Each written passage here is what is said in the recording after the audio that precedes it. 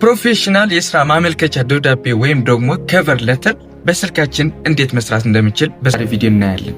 በመጀመሪያ ካንቫ አፕሊኬሽን ከፍታለን። ከዛ በኋላ ሰርች ቴምፕሌትስ ከሚለው ጋር ክሊክ እናደርግና ከቨር ሌተር ብለን ሰርች እናደርጋለን።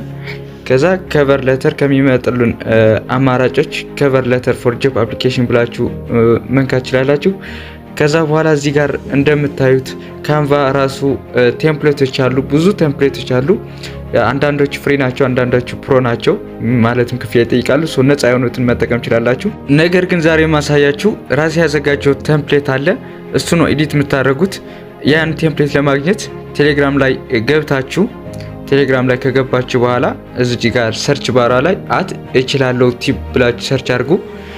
እችላለሁ ቲፕ ብላችሁ ከዛ የመጀመሪያው ይሄ ነው፣ ትክክለኛው ኦሪጂናል ቻናል ነው አሁን የተከፈተው። እሱን ነክታችሁ ወደ እሱ ውስጥ ከገባችሁ በኋላ እዚህ ጋር እንደምታዩት ፕሮምፕት አለ ለኤአይ የሚሆናችሁ። እሱን ኮፒ ፔስት አድርጋችሁ መጠቀም ትችላላችሁ። ከዛ በኋላ ደግሞ እዚህ ጋር እንደምታዩት ይሄ ሊንክ አለ። ይሄ ነው ቴምፕሌቱ፣ ይሄ ነው ተጫናት የምትገቡት። እዚህ ጋር ደግሞ የተሰሩ ቴምፕሌቶች አሉ፣ እነሱን እያያችሁ መስራት ትችላላችሁ። ፕሮፌሽናል ሲቪ አሰራርም አለ።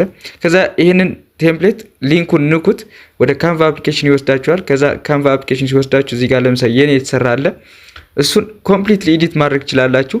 እዚህ ጋር እንደምታዩት ሄደር፣ በዲ፣ ሳሉቴሽን እና ዘ ክሎዝ በዲ አለው።